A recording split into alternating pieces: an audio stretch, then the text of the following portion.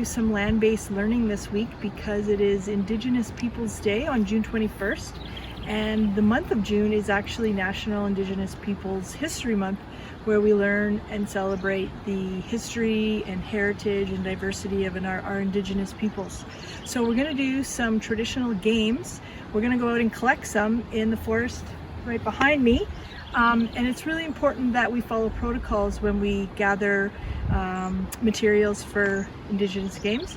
So we got permission from the CBE Indigenous Education group and some elders also that worked with Be Fit for Life, suggesting that if we do go out and collect some materials that we offer we give an offering of tobacco or actually water. So we have our tobacco, we're going to give some tobacco, and we're going to also give some water where we collect our materials.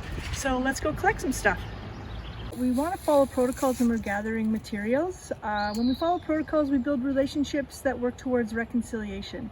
And as our elders said, have told us that you come with an open heart and good intentions. So we want to thank the earth for what we're taking, and we also want to offer. So we're going to offer some water and a little pinch of tobacco before we gather our materials.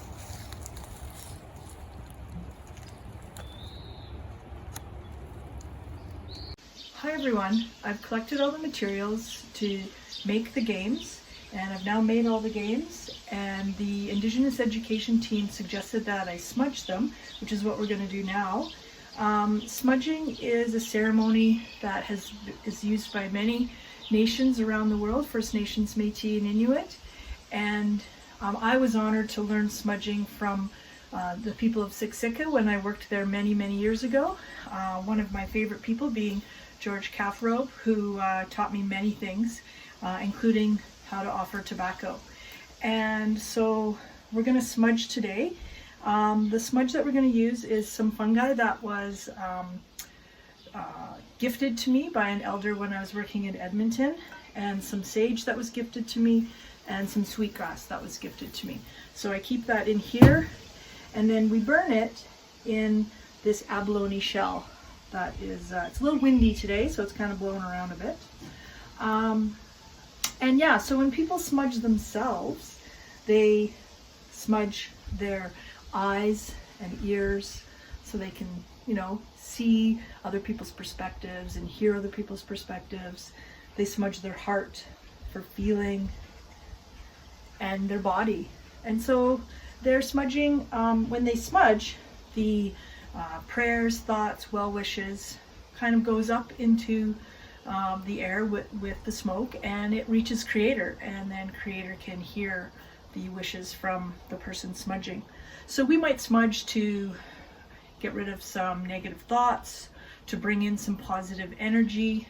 And today, because we've kind of collected all this stuff and it's been sort of everywhere, we're going to smudge just to kind of purify our games. So I'm going to probably add a little bit more sage here so it gets a bit smoky. And I'll just be smudging over top. I've already smudged myself, and now I'll smudge all the games. So we've got our Make the Stick Jump game, our Ring the Stick, and then a few counting stick games that we'll get into later. But just wanted you to know a little bit about smudging. Please don't smudge unless you have been instructed by an elder or knowledge keeper, and you want to just make sure you know the significance of smudging before you start to smudge.